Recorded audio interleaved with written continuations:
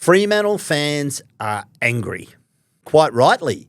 They want to know why their footy team can be so tough and efficient one week and so meek and disjointed the next. The West Australian website and talkback radio was swamped in the wake of the Dockers' 10-goal loss to St Kilda. It was a Ross Lyon ambush. Coach Justin Longmuir, now in his sixth season, said all levels of the club would review their performance. And the players have backed in their coach, claiming the defeat was on them. But the truth surely sits somewhere in the middle. It is Longmuir's job, after all, to make sure the message gets through. And right now it seems there is no plan B. Caleb Sarong and Andy Brayshaw get tagged and all bets are off. But now the Dockers have an opportunity to address the fallout when they face Collingwood off a 5-day break at Optus Stadium. The Pies are without Scott Pendlebury, Brodie Myercheck, Jordan DeGoey and Braden Maynard, all rested. The Dockers missing Hayden Young, who is now facing hamstring surgery and with doubts hovering over whether he will play again this season. But Fremantle would need more than a home victory against a Collingwood side that is back in the premiership mix to quell the disquiet. Competitive games against GWS and Gold Coast on the road and Port Adelaide at home over the next month will determine whether Fremantle is a finals fancy or a pretender. The coach's future beyond this season depends on it. A banged-up West Coast, meanwhile, missing premiership defender Jeremy McGovern and young suspended utility Bo Allen, with forward Archer Reid under a cloud, is eyeing off a first win of the season against fellow struggler Richmond. It's a rare visit to the MCG with a W within reach. Welcome to the West Sports Show. We are brought to you by TabTouch. Got the touch? Download the TabTouch app today. Chances are you're about to lose. For free and confidential support, visit gamblinghelponline.org.au. As always on a Tuesday, I'm joined by Craig O'Donoghue from the West Australian. G'day, Cod. How are you? Big week. Quarters just keeps getting bigger, doesn't it? All big. There's always so much to sift through, but I guess this weekend we're sifting through a lot of purple anger. Talkback Radio, the West Australian website, there was just so much anger out there, and understandably so, Cod, because we get good Freo and bad Freo too often. What did you make of the last few days? Yeah, well, when you just go back to that first half and only kicking 1 goal and a half against St Kilda, who everyone expected Fremantle to beat, but we knew it was a danger game because we talked about it last week, the history of clubs that have been under siege respond, and you have to be ready for it. And Fremantle just didn't look like they were ready in any way for a club under siege to come out and play well. And they just were lethargic from the start. They didn't really attack the game. They weren't as vigorous as they were against the Crows. And it was a disaster. Let's call it for what it is. It was a disaster for their season because now everyone's going, happened in Geelong. You were terrible there. You're ordinary against Melbourne. Now you've been terrible against St Kilda. You can't win away. You're flat track bullies at home. You're not at this contender that everyone thought you would be. And where are Fremantle? They're nowhere at the moment. They're in ninth. So it's a real problem for them. I thought it was damning, given that, yes, we know teams have been under siege, but they knew exactly what was coming from St Kilda. And by that, I just don't mean effort. I mean their way to boa constrictor the game, to suffocate Freo and shut them down. They knew all of that was coming. But so, and I know some of the players have owned it. I know Justin Longmuir, the coach, afterwards said we've got to have a look at the coaches, or review all our own performance. But surely that is big on the coach, given that you couldn't get them up and prepared for what was coming. Yeah, and he definitely said he will look into what he's doing and things like that. My concern with the list and this group of players is why are they so reliant on Caleb Sarong and Andrew Brayshaw? The stats on those guys are just remarkable. The last 30 times they've combined for 60 touches or less. That's a lot of balls, 60 possessions between them. So if they don't get 60 possessions, they're 9 and 21. So they have to get that much footy for them to be competitive, and teams know that, so they just go, bang, let's just smash them. And then, they're up, they're down as a group. Justin can't seem to get them motivated to play at the intensity week in, week out. So is that on him or is that the players they've got? It's a real strange situation that they're so different depending on week on week. Sometimes they're good, sometimes they're bad. Quarters they're good, quarters they're bad. It's really weird. What did you make? So Steele, Garcia, and to a lesser extent McRae were running through those two players. Interesting, Ross Lyon was asked about it. We didn't tag. We had Windhager running along, having a great old time on a wing. But it was classic Ross, almost a bit arrogant, and it was damning on Freo. Yeah, he can say that they didn't tag because they used multiple players. Yes, they did. So they didn't play a tagger. So Steele was on them at times, and Garcia was on them at times. But everyone made sure they said, doesn't matter what happens. When there is a situation where we've got a stoppage, Brayshaw and Sarong aren't getting the ball. We're just going to make sure we get in their way and allow Jack McRae to then go and be that person who wins a ridiculous number of clearances. And once Hayden Young was out of the game during that second quarter, well, then it was even more troublesome for him because who are you putting in there then? So obviously that's the massive out. That's the really big news from the weekend. It's surgery. Optimistically, he gets back in at the tail end of the season, but there is some likelihood he won't play again this season. Yeah, we saw Brennan Cox last year miss, 3/4 of the season? But that was a round one injury. Yeah, it was a round one injury. So you can miss 12 weeks easily, and that gets you to around 20. So it'll be post-surgery. We'll know exactly what's happening with Hayden Young, but suddenly they've lost their best kick out of that midfield. And if you look at what this team lacks in the midfield, you've got Brayshaw and Sarong, who are such good ball winners, but they're not penetrating kicks, and neither of them are quick. So how do you fix this midfield now to have your Chad Warner type, to have your Jordan Ngoe, your Dustin Martin, your Jakey Stringer, your Patrick Dangerfield, the Nick Dacos, the player who can accelerate, clear from congestion and make something out of nothing? They don't have that player. It's meant to be Shea Bolton, but he's not doing it at the moment, and he's not big enough as a human. Like, he's 174 centimetres tall. They need 191 centimetre Patrick Cripps, a Josh Dunkley, that sort of type of player to be able to help Sarong and Brayshaw to play at their best. And they don't have that player on their list because Matthew Johnson's the tall guy, but he's not quick. So the real concern that I have for them is, how does the midfield become more penetrating with the players they've got in that mix? Because a lot of them are very similar, aren't they? Very best teams at the moment, Cod. The one trait they all possess is that when they get the footy, they go quick. They try and go corridor footy, but they move it quickly, and often they get caught. But they're taking the game on. Fremantle, the one consistency about them this year I've felt is that they don't do that. They're too stagnant. They prop and wait and think too much. Whereas fast footy now, keep the ball moving, keep it in flow, don't let the defenders get behind the footy. I just don't think they're doing enough of that. Yeah, the thing that they don't do is when they take a mark, they don't give the handball really quickly. If they win a clearance, they handball like crazy. Like, they're very happy to get out of clearance congestion, handball, move the ball through, then try to get the ball into the hands of someone like Jordan Clark, bang, get the ball inside 50. But it's not after a mark. So once they get into that kick-mark game, then they become really slow. And I think that's an area of the game where they need to improve a lot more with the handball and be prepared to take the game on there and make that mistake across half-back potentially and cost you a goal. But over time, you'll get more goals down the other end. No, but they are actually number 18 for handball receives in the competition. So there you go. There's an interesting stat. What do you make of the 5-year strategic plan? I'm a believer that it was released at a time when they had different players on their squad, who have senior players like Blake Acres and Adam Chera and Rory Lobb who've gone to other teams. They are still an inexperienced team, but we are talking about them, and they are talking about themselves as if the end of this 5-year plan has them ready to win a flag. And I just don't think they're anywhere near as a list ready to win a flag. What are your thoughts on that? I don't think it's on the list. I think the list is good enough. Yes, there's some inexperience there, but a lot of these players have been together for a few years now. So I don't think they're getting maximised. So that comes down to coaching and mindset to mine. The 5-year plan, I understand why they did it. Yep. And they have, let's be fair to them, they have ticked some metrics on that. So it wasn't only about winning premierships, it was about membership and home crowds, et cetera, and they have ticked those. However, the only real metric that supporters care about is silverware. Yeah, exactly. And they've been waiting too long. AFLW as well promised a flag there. So they would look back on that and say they'll defend it to the end. But, yeah, look, they're very dangerous when you set those sorts of strategic plans up. They're very bold, Cod.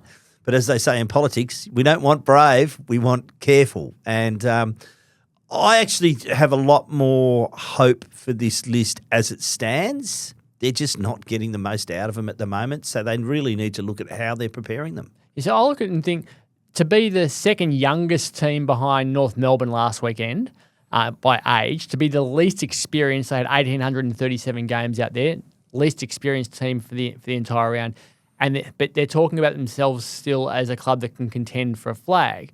Like, you need to have, last year Brisbane had 3,108 games out there on grand final day when they won the flag. Collingwood was just over 3,200 the year before that. So when you go through them, you go, oh, they're a long way short of having a squad that is capable of contending with those sorts of numbers. So I think at some point during this 5-year period, they needed to say, actually, due to the way we've changed our list, we're not going to be able to actually fulfill this plan. We weren't planning on losing these guys to going home to Victoria or to changing clubs. We're going to actually reset a little bit now. And we know it's frustrating because everyone thinks that the rebuild began in 2016, but we lost Jesse Hogan when he arrived with high hopes and then he went off to GWS. The other guys who brought in at the time, like Bradley Hill, they've gone as well. And Lockie Neal's left also. So we need to reset a little bit and look at it a bit more long term, because this squad just is not ready in any way, shape or form to contend with the big dogs of the competition. You look at the Fremantle's midfield right now, especially with Young injured. Yeah, he's the big out. Yeah, but you're chucking Matt Johnson and Corey Wagner in there as your first choice midfielders now. And you're talking about, Nick Dacos and Scott Pendlebury and Jordan De Goey and Jack Crisp. And it's like, well, they're experienced footballers. You got a couple of really good players in Brayshaw and Sarong, and then you got guys who are still learning the way. Like they're nowhere near ready to contend. How far is Jager O'Meara away? Jager O'Meara, it looks miles off because he's got a foot and a hamstring. So he's still a fair way off. They haven't given a clear timeline for him yet, but he's not running around. Nat Fyfe's still 6 to 7 weeks away from being able to get back. And not the player he was. Not the player he was, honest, So the difference between their top 3 midfielders and who goes in next is just massive. And Murphy Reid, he can spend more time in the midfield as he builds his tank. But I think even he's under a cloud this week. Is that right? So he looks sore as a boil training on Monday. He got kicked or tripped, you might say, by Rowan Marshall. Marshall got a fine for that, but he got him right in the knee and he was struggling to train yesterday. But even if he goes into the midfield, he's short as well. They're a short midfield. And Cooper Simpson's another one, and he's playing short, across half-back, and he's short. Shea Bolton, short. Caleb Sarong, short. They're not a big group. So until you get that bigger player in there, you are in a position where bigger players can, like Jack Steele, can just hold you out.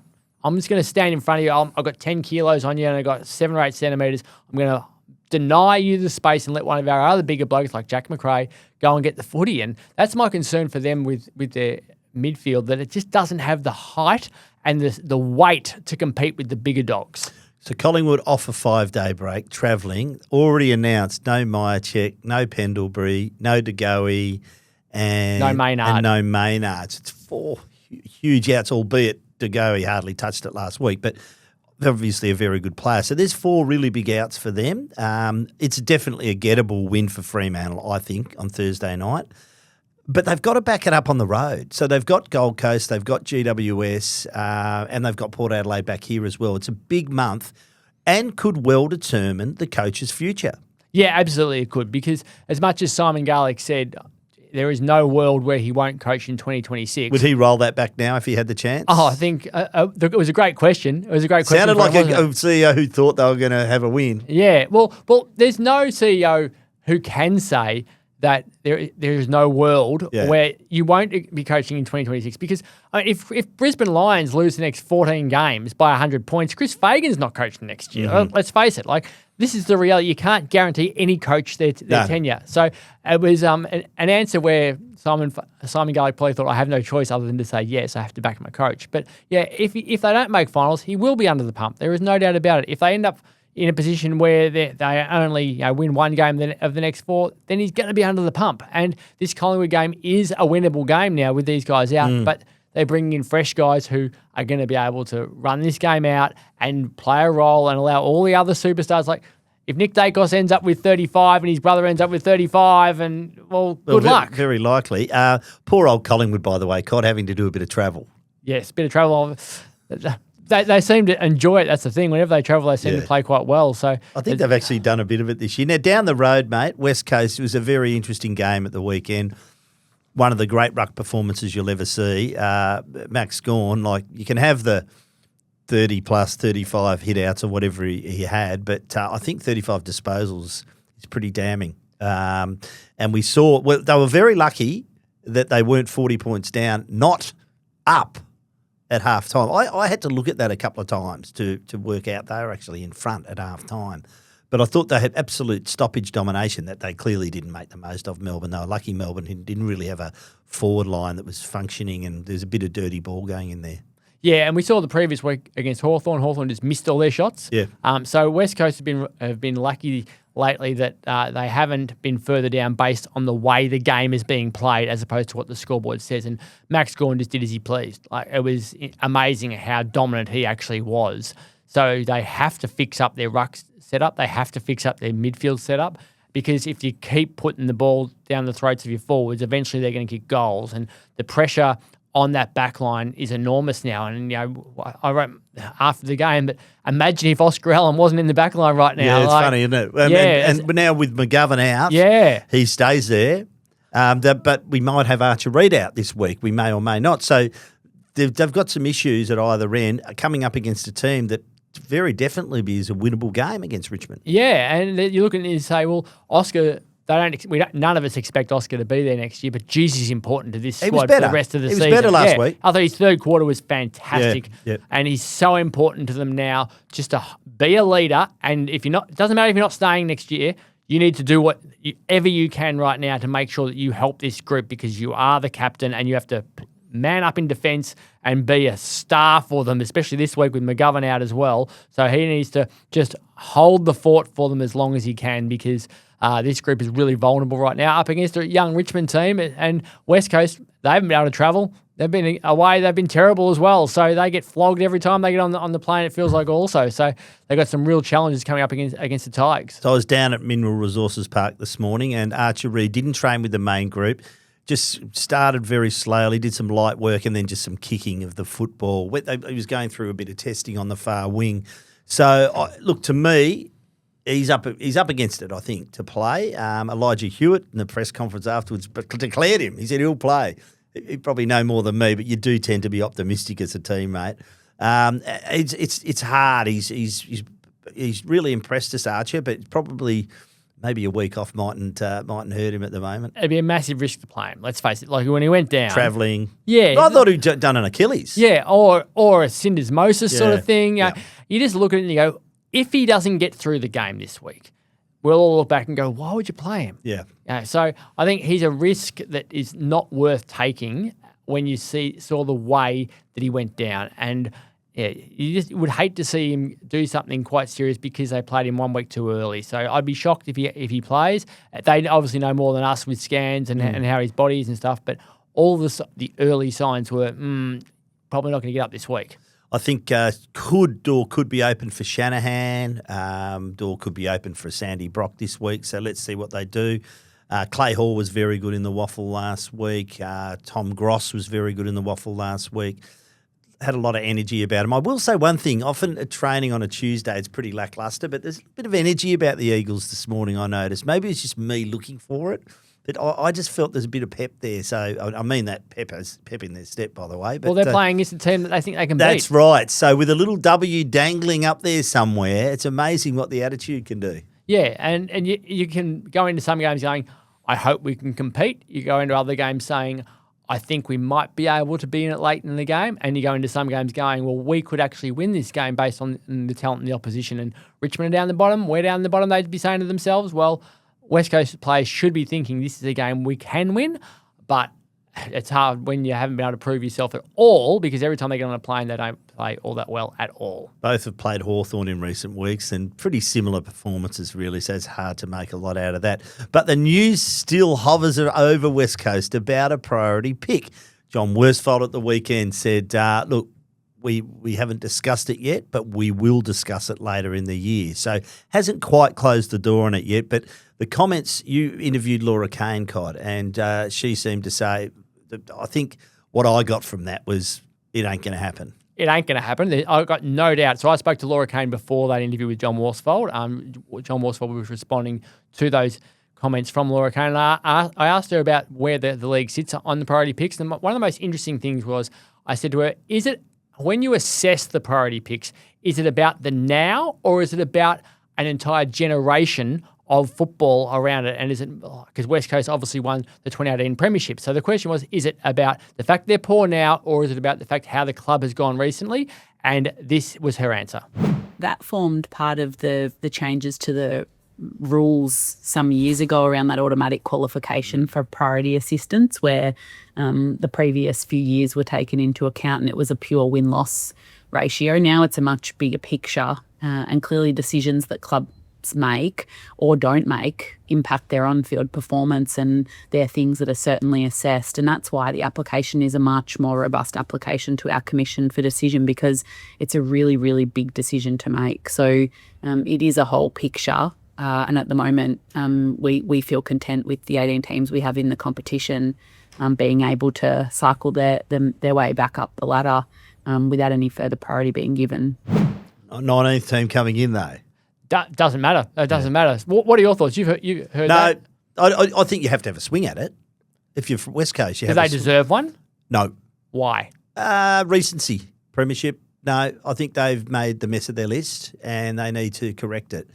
I just think given their history, given the recent premiership was not that long ago, I think, no, they don't deserve one. Yeah, and I'm in the same boat. So if you look at it, Laura talked about how it's over more than just the most recent period here, where in the past it was if you didn't win 5 games, you got a priority pick automatically. And then it was if you didn't win a certain number of games over 2 years, you got an automatic priority pick as well. Now they do look beyond that. So West Coast this century, so from 2000 until today, they rank 8th in the AFL for the most home and away wins. So they're a top 8 team over 25 years. They rank 6th for the most grand finals played in.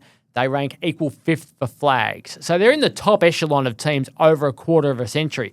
Carlton haven't played in the grand final this century. What do they rank for flags? They rank equal 5th for flags. Oh, this century, yeah. This century, fair so enough, from 2000. So Carlton haven't played in the grand final. North Melbourne haven't played in the grand final. Fremantle played in 1 grand final, haven't won a flag. Adelaide, 1 grand final, haven't won a flag. St Kilda, 2 grand finals in terms of seasons, haven't won a flag. So if you've got West Coast having won in 2006 and in 2018 and stuffed up their list after 2006 and got priority picks, stuffed up their list after 2018, they can't get more priority picks. Like Luke Shuey was a priority pick who became a Norm Smith medalist. Chris Judd was a priority pick who became a Norm Smith medalist. Jack Darling was a priority pick who became an All-Australian centre-half forward. It's on them now to fix their list through the draft, like other teams have had to do who haven't had priority picks, because here's the reality. Post-2018 premiership, their 2018 draft was Xavier O'Neill, Luke Foley, Bailey Williams and Jared Cameron. 2019 draft was Callum Jamieson and Ben Johnson. 2020, Luke Edwards and Isaiah Winder.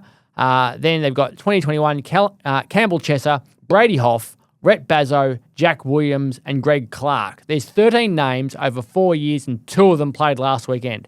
That's why they're in the position that they are now, because the guys they've picked haven't been good enough and they've gone and tried to top up elsewhere with players who are mainly mid-range players at other clubs who haven't come on, and now they're left with this position where those guys in the 23 to 27 bracket... Horrible golf for them. Yeah, there's a big void there. Yeah, aren't good enough, and the guys who have come into the squad who they hoped would be good for other teams haven't been good enough at all. They have to go back to the draft and do it the right way.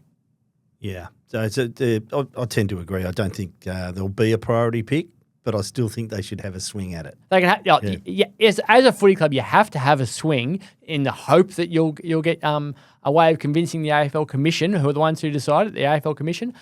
They can try to convince them that they deserve one. But as I say, when you look back and you go 2018 grand final to being this bad in recent years, you have to have done something wrong yourself. It's not like there was problems where their list fell apart for something that they weren't in control of and it wasn't their fault.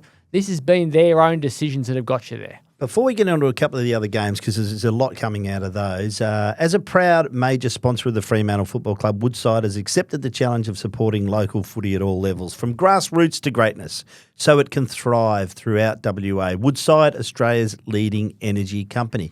Cod, I'm going to start with an old situation on Thursday night. Essendon, narrow victory over North Melbourne. Geez, if North Melbourne could turn up in the first quarter, they'd be okay. But the umpire reversing the decision got it half right. So it was the North Melbourne player kicking the ball through and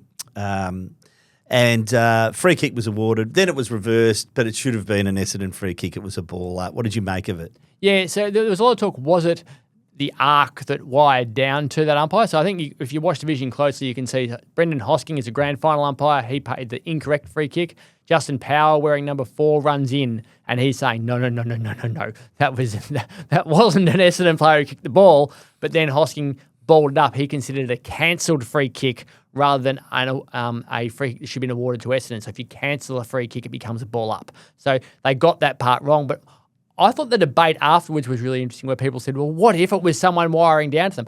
I think someone should wire down to them if they make a law book mistake. Not was Bobby Hill tripped or not, was Bobby Hill's tackle a trip or not, not was it a high tackle, not was it a push in the back. If you get an actual fact wrong, which everyone at home on TV can see. Everyone knows it's wrong. Yeah, so 666 was the free kick that was paid in Hawthorn Carlton when there was actually 19 players in the field. That's just blatantly wrong. Should be a free kick to Carlton and a 50-metre penalty, which becomes a goal. Yep. That fact has to be fixed. Last year, Matt Johnson kicked the ball backwards against North Melbourne at Marvel Stadium, kicked the ball into the behind post on the full, and the goal umpire thought it bounced. He was wrong. The fact was that should have been a free kick to North Melbourne and a shot for goal. The fact here is that Essendon should have had the ball. If facts get wrong, then the ARC should be saying, no, the game hasn't started again. We've seen it on replay. Fix this one up, please. And I've actually been in that situation as an umpire coach where during a waffle game, after a goal was scored, a free kick was paid back in the middle, and the umpires were about to pay it at the top of the kickoff line. They were going to give the Subiaco a shot for goal from the top of the kickoff line when it should have been in the centre square. And I jumped on that radio as fast as possible and said, no, get it back in the middle and give it to the player where the incident occurred, because that's what the law is. Because I'd rather take the fallout from me wiring down to them than the fallout from the goal being kicked. And I think that's what we need to make sure happens. Get the factual situations right rather than saying, oh, it's not really the way we want to do it. Facts matter. You mentioned Bobby Hill before in the tackle. We'll ask your opinion on that one. But what a game. For me, the match of the season. Geelong was out of it, found their way back. Collingwood was out of it, fought its way back. Jack Crisp, congratulations on 245 consecutive games. No sense of occasion, though, missing that shot after the siren, Cod. And I mean, look, I know it was Collingwood. It's a movie, isn't it, if he kicks it? But if your team's not involved, I'm saying you always want the bloke to kick the goal after the siren to win a game, don't you? Oh, yeah, it's the dream. And particularly in this instance, it was all set up so beautifully for him. Yeah, it's funny because I put it on for my son to watch because he's obsessed by blokes kicking goals after the siren. And my wife was sitting there as well and told the story about how he's broken the consecutive games. There's his kids hanging over the fence. Built it up like he was going to kick the goal because I knew the result. And then they were like, oh, he missed. It was amazing. You'd back him 9 out of 10 times, yeah. Jack Crisp too. Yeah, although it was interesting. I thought Nathan Buckley said that he didn't think he was going to kick it. He thought it was a 6 out of 10 chance because it was just a little bit too far for him. Yeah. I thought that was really interesting after the game. But, it was an amazing game of footy. Just the fact that they found a way to get the ball into Jamie Elliott's hands. He doesn't make the distance. Then Myercheck kicks the goal and they've got, 20 seconds left, multiple stoppages. And then with seconds left, they got the ball forward. Collingwood find ways to keep games alive, and it was a remarkable Geelong, way. Yeah. Which is why it was so remarkable. I hope we see these two teams at the pointy end, whether it's a prelim or a GF, because it would be some game. Bobby Hill, when the tackle starts on your hips and slides down, should it be rewarded as holding the ball? Not if it's if it went below the knees, it's a trip. I didn't think it went below the knees at any point. I thought it finished on the knees. So it was a good tackle. So I thought it was a legal tackle. So did I. Not an illegal tackle. I thought it was a legal tackle. If it starts on your hips and slides down to the ankles, that's definitely a trip. But I didn't think it went low enough but to be below the knees to actually be considered as a trip. They will claim they had a couple of others go against them, but I will point out against the Western Bulldogs earlier in the year, they had a few decisions go their way. So, and they had the shot for goal after the siren to win the game. Yeah. Jamie Elliott had the shots to put them in a winnable position with more seconds left on the clock. They had their own chances and they were up by plenty at different points of the game and couldn't hold on. Yeah, amazing finish. Can Patrick Dangerfield win the Brownlow?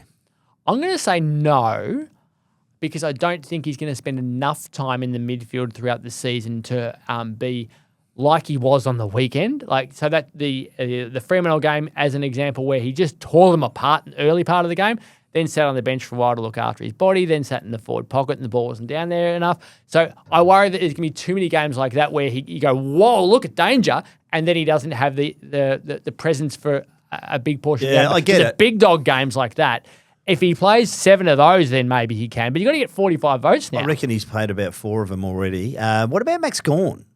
Yeah, well, Gawn's one who can. Yeah, Gawn. If So they win Scott enough Wine games, dash maybe Adam Goods played a little bit of ruck when he won, but that's the last time someone's won one. 92, I think it was. Yeah, I think from an umpiring perspective, the 4-umpire system puts you in a position where you can notice and respect what the ruckman is doing better than the 3-umpire system does.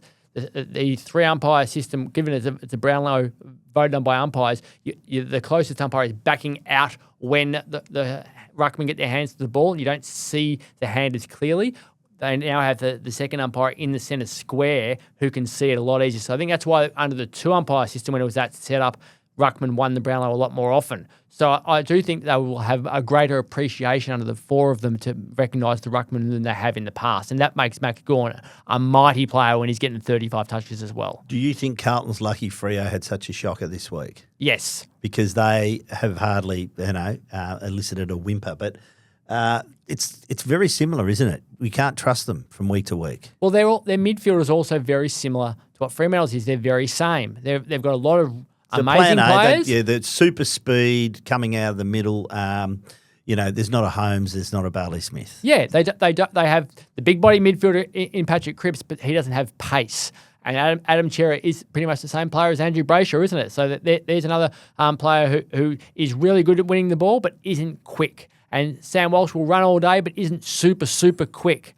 George Hewitt, you can almost compare it to Caleb Strong. So good with his hands, so good at winning clearances, but isn't quick. So when they get the ball out, who's the guy who's going to break the lines afterwards? So you've got to have the right mix these days. If you don't have the right mix of midfielders, you can have as many superstars in there as you want, but they have to have the type of player next to you who can make them all better. I'll tell you who I wouldn't want to play at the moment. That's the Western Bulldogs. Have the best transition game right now in the competition. Port Adelaide, 3 goals after quarter time. So for me, they're a side that can make the 8, possibly, but they're not top 4 material, Port. But I think the Dogs could be. And Luke Beveridge, this is where you look at a coach and you go, what an amazing job the coach is doing. So Bulldogs have lost Jamari Ugle-Hagan for the year. Only got Bont back 2-3 weeks ago. I got Bont back just now. Sam Darcy. Treloar, missing a truckload of star players, and he's gone and got Lockie Bramble and Lachlan McNeil and Joel Frazier's just jumped up and become a great player, and Rory Lowe's been moved from one end to the other, and he's done a great job, Luke Beveridge, of taking this group and maximising the strengths of key players, getting other players to buy into different jobs, and he is coaching this team to victory rather than the players playing to victory, because what he has done has made them a good team.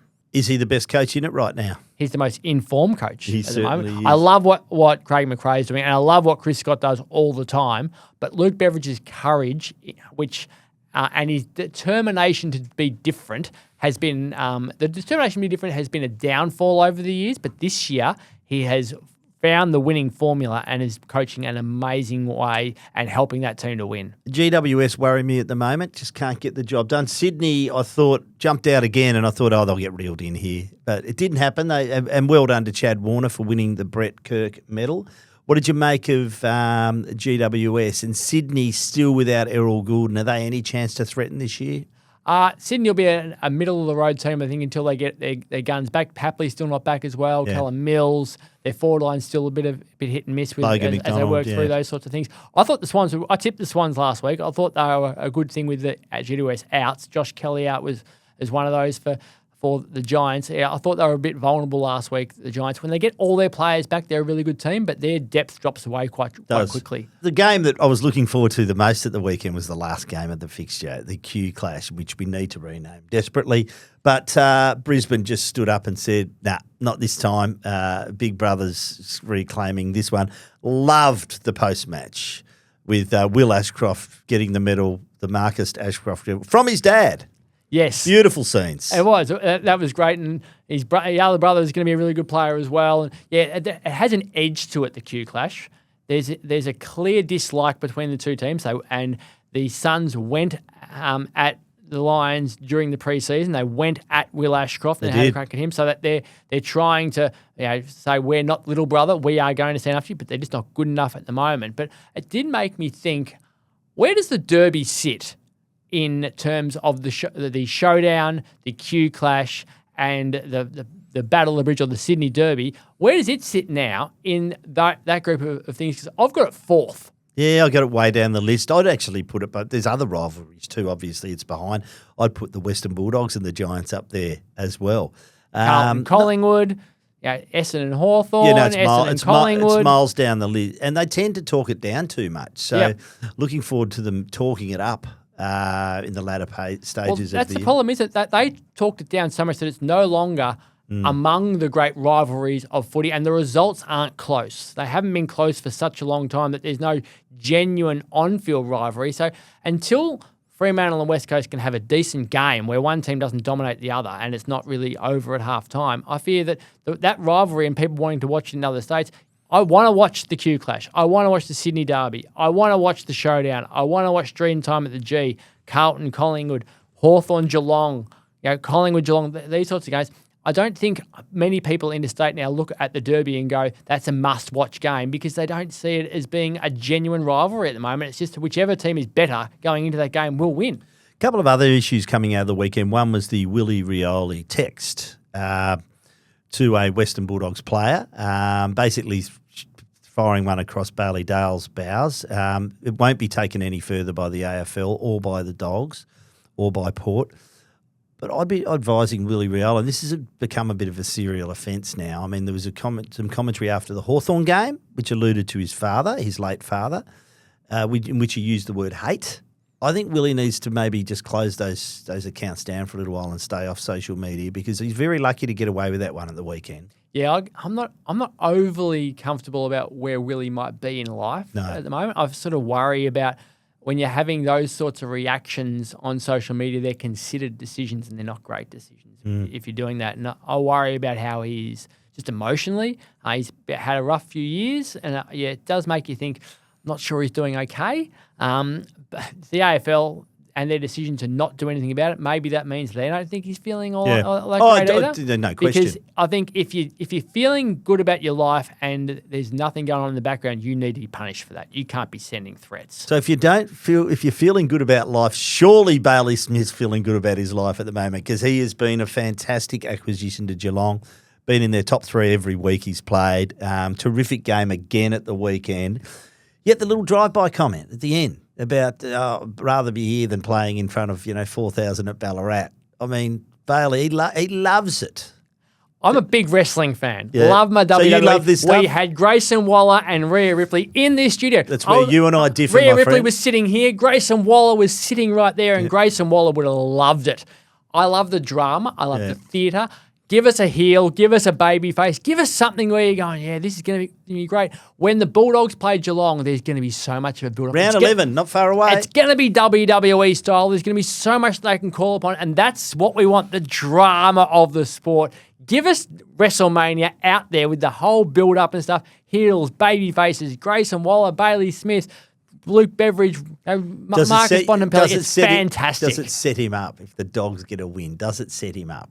Oh, it does, but who cares? Like, that's the part of the fun, isn't it? That's what we want. Give us as much fun. We do want a bit of fun out there, because it is the drudgery of the season when you get to closing in on the midway part. It can drag on. So the Jack Ginnivan and the airplanes, that was fantastic when we had it a gather round. The jacket wave for Essendon and West Coast, which has been going for so long now. You want these sorts of things. They make the game. It's part of the theatre. It was a comment. It was something that was lighthearted and funny in a way. So, yeah, let's just take it for what it is, which is a former player bagging his former club without really bagging an individual person. Great. Let's have more of it and allow us to talk it up and make these games even bigger than they are. Poor old Mars Stadium gets a bad rap.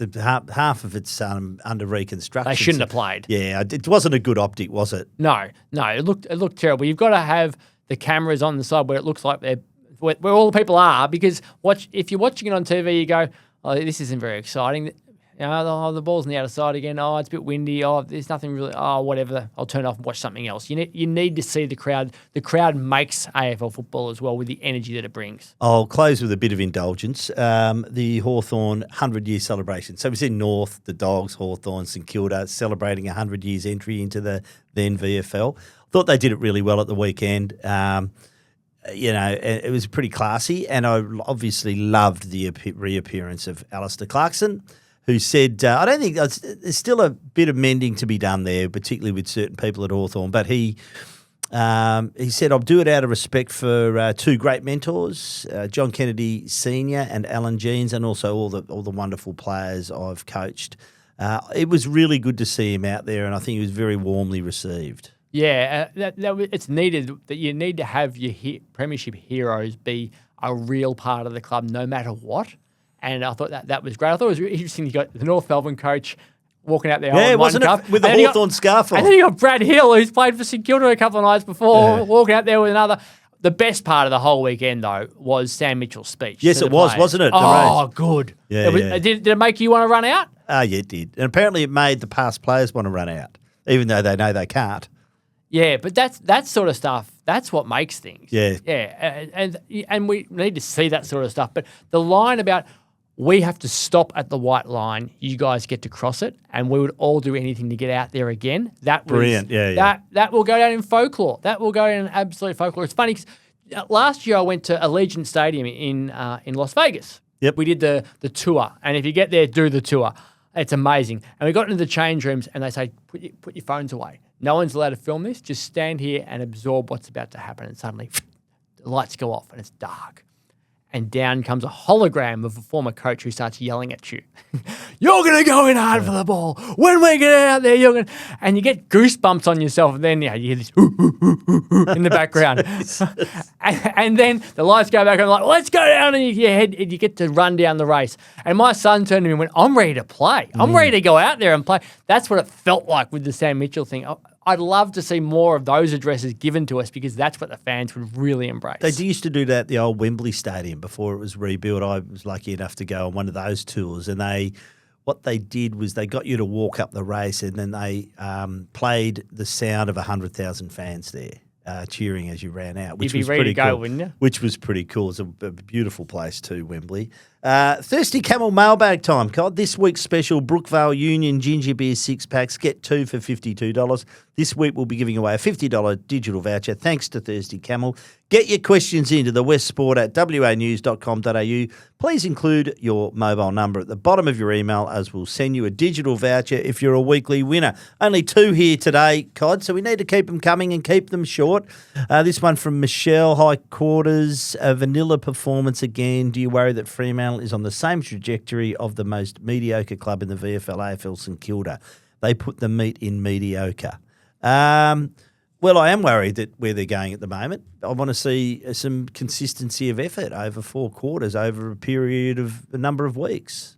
Yeah, that's absolutely what we need to see. I'm not worried about their direction in terms of long term. I would think that, as I said earlier, their ability to finish this plan they've got in place, which has a deadline of this year, I don't think is realistic. But I do think in 2 to 3 years' time, this list will be in the prime market to absolutely have a crack at it. But I don't think they're ready for it now.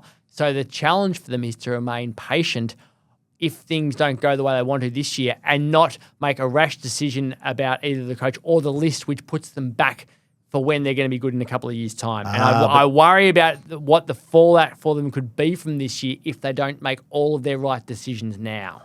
But the patience is a commodity in short supply amongst Fremantle fans, Cod. It's been a long time and they are long-suffering. Guys, another one about Freo. Flagmantle fans may be feeling more empty and dusty than their trophy cabinet. But fear not, Friday night's loss is only a pre-season match until their real final in round 20. By then, young and up-and-coming players Fife and Walters will be back, and the unicorn and babyface killer Darcy will have a plan to monster mighty Matt Flynn and take the revs out of Harley. As a local, I'll be lining the streets around Coburn Arc along with the purple, cheering the team's triumph after that match. Doctors faithful, that amber fluid you were drinking in February was not Gatorade or beer, but something else, if you get my drift. That was John from Hammond Park. It's funny that he mentions Fife and Walters. I think they're genuinely missing their leadership out there. Yep. I think that if those two guys were out there on the weekend, it would have been allowed. I think Jager O'Meara gives them a lot of leadership and is very underrated. I think we've seen his loss has they had on the team because they're experienced guys, and I think they looked shell-shocked out there when things were going poorly. And I reckon Walters would have been as loud as anyone on the field demanding a response.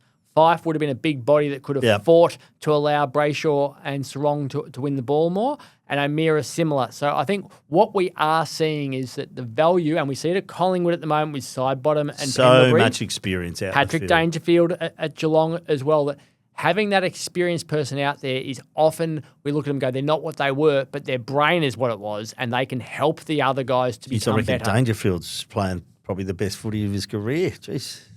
Has won a Brownlow. When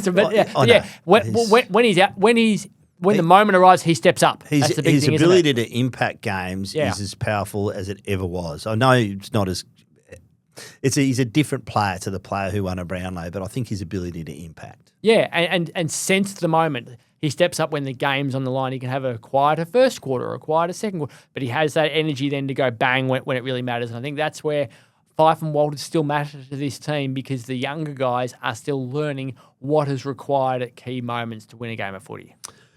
We have been brought to you by Tab Touch. Got the touch? Download the Tab Touch app today. Chances are you're about to lose. For free and confidential support, visit gamblinghelponline.org.au. Remember, you can watch or listen to this podcast on YouTube Music. Leave us a rating and a review, and don't forget to follow this podcast so you don't miss an episode. Cod, thanks again, and look forward to wrapping up round 9, can you believe it, next Tuesday. Always a pleasure, Quarters.